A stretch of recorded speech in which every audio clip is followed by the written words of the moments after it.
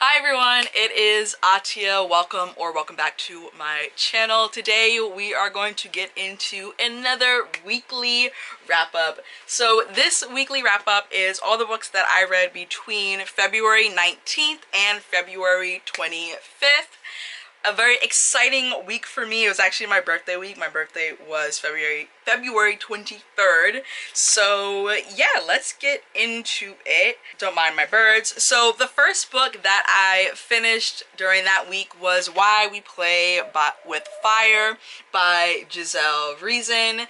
This is a YA fantasy by a debut author. We follow the character of Thea. She's pushed down a well and her mother and grandmother are both like, hey, don't trust anyone in this magical house, but also find the keys. And she's like, what does that mean? And then she realizes that she is a god spring, so she has the ancestry of gods. And what I really liked about this book is that the gods come from all different types of mythologies and theologies, and I just really appreciated how much care and detail was given to that. And I also found Thea's character growth to be absolutely stunning. I definitely plan on reading more from this author, and I hope that this is a series. If you haven't seen my author chat with the author on my Instagram, you should go and definitely watch that, because she kind of maybe hints that there's more in Thea's future. I don't know. Maybe, maybe not. And I ended up giving this one 3.75 stars. The next book that I read is The Davenports by Crystal Marquise. I am upset that it took me this long to finally read this book. Wow, that glare is just like, the cover is very shiny on the paperback. And this one is about a wealthy black family in the 1910s called the Davenports. So we follow the two sisters of the Davenports, their childhood friend turned maid, as well as one of their other wealthy friends, and it's about them finding love, realizing love, and trying to find and make their own way in this society that has very specific ideas of what young black women should be aspiring to, especially for three of the four girls, wealthy young black women. And so I absolutely love this. I ate this up. I am very, very, very excited for the sequel, which comes out later this year. I'll put the cover and the release date right there. And yeah, I ended up giving this one 4.5 stars. Next up, I read a volume of manga, Asadora Volume 2. This one is, I guess I would have to classify it as scientific horror, historical scientific horror, which is like a lot of genres at once, but it's working. We start out following this little girl, Asa, and a tsunami, or is it a typhoon? I think it's a tsunami. A tsunami hits her village. Whole village is underwater, and she and this man that like kind of takes her captive, they end up being stranded together, and they also end up kind of like coming to a truth. It's essentially, it was a misunderstanding, and I know, like, what's the misunderstanding that could possibly lead to a grown man kidnapping a little girl? But it was a misunderstanding, and so they become unlikely allies. That all happens in the first book, and I'm really interested to see how this story unfolds, especially because in volume 2 we do get a little bit of a time jump, and that's all I'm going to say about that. And I ended up giving Asadora Volume 2 4 stars. Then we have some picture books. There we go. Natural Me by Ms. V, illustrated by Lisbeth Checo. And this one is all about just different types of black girls, and just the different types of black girls, the different ways that we look, and just essentially a book about self-care and self-love, and just everything about this was absolutely stunning and beautiful. Can you see that? There we go. I love that it's in first person, so if you're reading it to a little black girl or if she's reading it for herself, it's very much like it becomes so personal. It's almost like a book of affirmations, honestly, and I just really enjoyed this and really loved it, and I ended up giving it 5 stars. This is also one I will say that I do plan on adding to my personal collection, as well as some of the other ones that I'm about to show you. The next picture book we have is Cape. This is by Kevin Johnson and illustrated by Kit Thomas, who is honestly becoming one of my favorite picture book illustrators. And this is all about a little boy grappling with the death of his uncle, or was it his father? I think it's his father. It's either his father or his uncle, but whichever one it was, if it was the uncle was acting as a father figure, but I think it was the father, and he is having a difficult time with the loss of his father. And this would be a great book for any child that is experiencing some type of loss, especially of a parental figure. And I really enjoyed it, really enjoyed the artwork as well, and just the determination in this little boy's eyes and all the feelings that he's having. Here's another. Like, isn't that just gorgeous?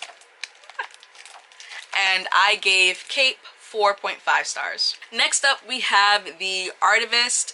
This is by Nicholas Smith. This was so cool. This is all about the intersection, or the possibility of intersection, between artistry and activism, and how you can be both an artist and an activist, and how to combine those two. I, again, really love the artwork in this one. I love the message in this one. This is the same author, not the same author, well, the author and the illustrator of this one are the same person, but this person also illustrated Born on the Water. And if you saw one of my wrap-ups where I talked about that, you know that I loved that artwork. So it was no surprise that I also loved this artwork. And I loved the message of this book and what it had to say. And I gave this one 5 stars, another one that I am planning on adding to my personal collection. I keep saying that because these picture books are library books. Then we have another cute one, All Good in the Hood, written by Dwayne Reed and illustrated by Gladys Jose. And this one is all about a little boy who has anxiety. He has anxiety about going outside. He's scared to go outside. He feels like outside might be safe. And I loved how his family, his mom, his dad, his brother, were all supportive of him, and they weren't trying to be like, outside is safe, like, get over yourself. It was very much just like, well, we're here and know that, you know, there's ways to be safe. And the relationship between the two brothers is just absolutely gorgeous. Also, it's really cool how it rhymes. Like, the rhyming scheme is really fun. And what's also just like a fun little tidbit is that this book takes place over a day, and they're actually going to a Juneteenth celebration. So even though Juneteenth wasn't the central focus in this book, it was nice that that day, that holiday, was used as a way to be like, yeah, this is our community celebrating, and this is this family going to celebrate. And I just thought that was really cool, and I gave this one 4.5 stars. Then we have That Flag by Tamika Fryer Brown and illustrated by Nicholas Smith. Again, I'm just gonna look up everything that Nicholas Smith has illustrated because this is another one where I found the artwork to be, again, absolutely stunning. And this book follows 2 best friends. We have a black girl and a white girl, and they are the best of friends. However, the black girl's family is like, you can't go over to your little white friend's house, right? They don't say it like that, but that's essentially what they're saying.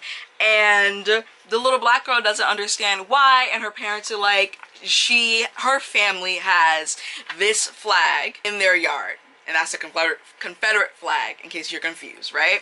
And so the little girl tells her friend why, or no, so I guess like the two little girls have had a conversation, and the little white girl is like, oh no, my parents said that this is a flag of heritage and culture and Southern pride, and so that's a whole thing. And then they go on a field trip to a Southern Culture and Heritage Museum, and the little black girl sees some disturbing images, and her family explains, like, you know, what actually happened in this country and about the Confederacy and the Confederate flag and what it represents. And it's just a story of these two little girls, well, really just the one little girl dealing with that, and how you can have some kind of symbol that is very obviously attached to hatred and oppression and white supremacy and racism, and that affects children and it affects generations. And I really enjoyed how this topic was handled, and I really enjoyed it. I loved it, actually. I gave it 5 stars. Another one where, yes, I will be adding it to my personal collection at some point. And the last picture book is My Fade is Fresh by Shantae Grant and illustrated by Kit Thomas. This is all about a little black girl who, she has this mountain of hair. You can kind of see it there. This mountain of hair, and she decides that she actually wants the freshest fade on the block. And so she goes to the barber and is like, hey, hook me up. But of course everyone's like, oh no, you should get this and you should do that and you should cut your hair this way, and like, are you sure you wanted that short? And the little girl is like, no y'all, like, I want a fade, like, period. Like, that's the end of the sentence.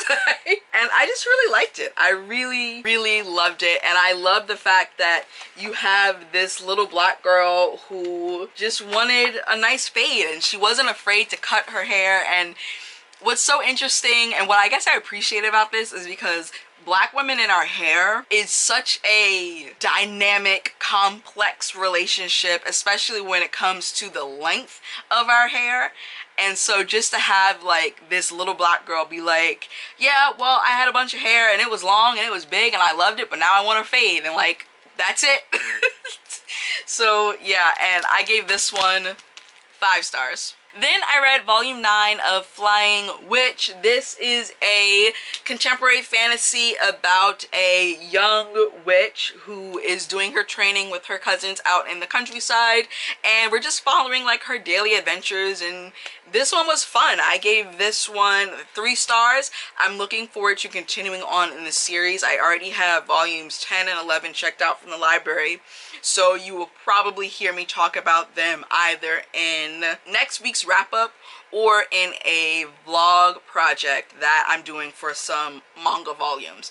And I also read, this is the last book, I also read The Ancient Magus' Bride, volume 14, and I gave that one 3.5 stars. I've been talking about this series since, I don't know when, probably like December or something like that, but contemporary fantasy about an ancient magus' apprentice. And again, like I said before, really liking the current story arc that we're in, and I'm looking forward to seeing where we are going. So those are the 11 books that I finished. I did not DNF any books this week, thankfully, because I think last week I DNF'd like 4. I made progress in 3 Keys. I was listening to that on audiobook.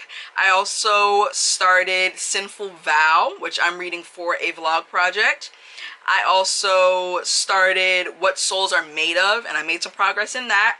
And I also made a lot of progress in Game On by Ceresia Glass. I'm actually almost finished with that. You won't hear about it in next week's wrap-up because I'm reading it for another vlog project. So be on the lookout for that vlog project because I am reading that book as well as another highly anticipated romance. And yeah, so last week I read a total of 1,131 pages, and I listened to a total of 8 hours and 11 minutes. It was a pretty solid week. It was very picture book heavy, but such is life. Between my birthday weekend and just like chronic migraine, picture books and manga was really all you're gonna get from me last week, which is totally fine. And thank you so much for watching this video. Make sure to click the subscribe button and hit the notification bell so you're notified every time I release a new video. Check out all of my socials down below, as well as the link to my Etsy shop and my Pango Books storefront, and I will see you in the next video. Bye! Showing. I ain't living for the moment. I see what's mine and I want it. Hungry like a Pac-Man. I'm Bruce Wayne and Batman. I'm Naruto with a Hanzo. Got a sharp mind like I'm Einstein. Plus I'm copywriting, so it's all mine. Check it for me, I'm in the sky.